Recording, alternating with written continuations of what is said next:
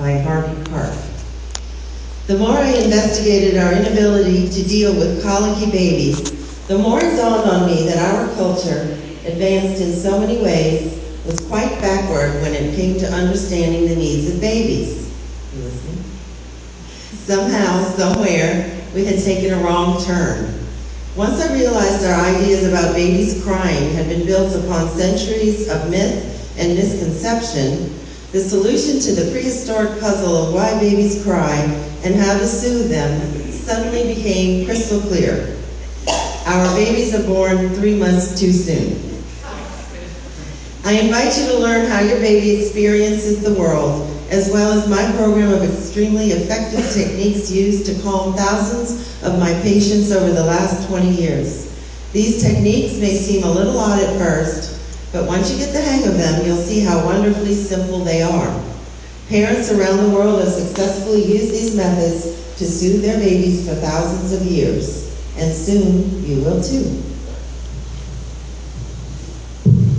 Thank you.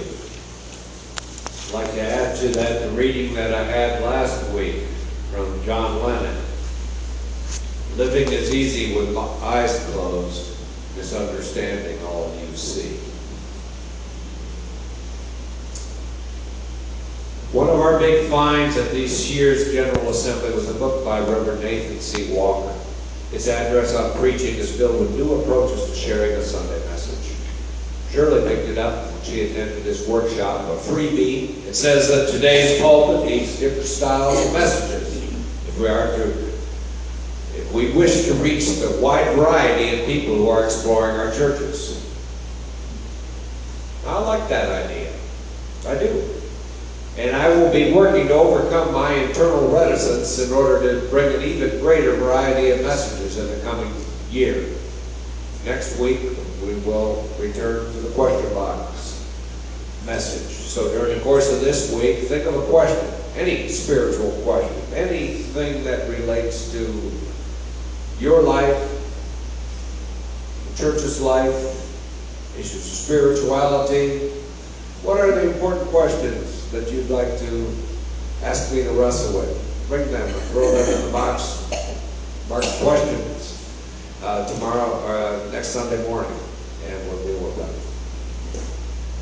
So, variety of messages. Today's message enters that arena.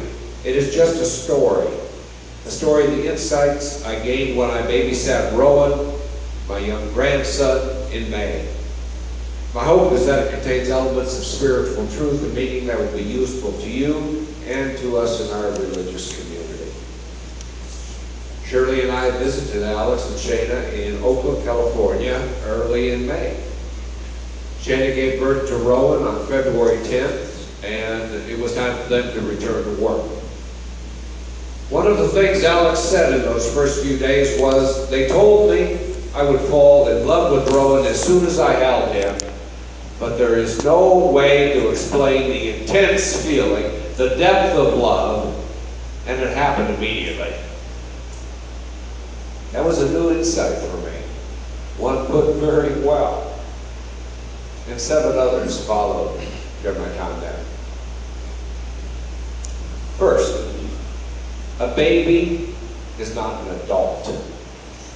Now that seems obvious. But it was a shock to see Rowan's small size. I mean, really, most of my life is spent with adults. And this precious, lovely little infant was unlike any other dog I had ever met. Rowan cannot talk, he cannot walk, and he is so tiny. Rowan can't cry. And cry in a way most adults would not want to.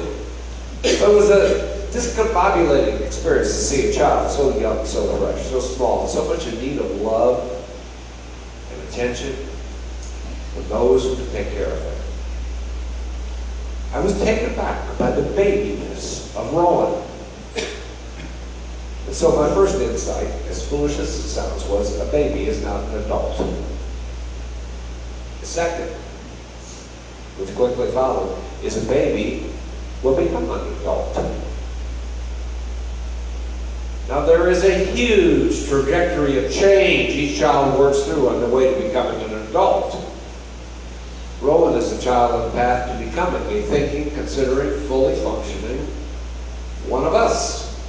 This path to adulthood will include childcare, preschool, kindergarten, first grade, second grade, third grade, etc. And it will involve all of the decision-making processes taken on by each child later in grade school, junior high, high school, and beyond. All of us have followed a similar path. Many years ago, you were an infant.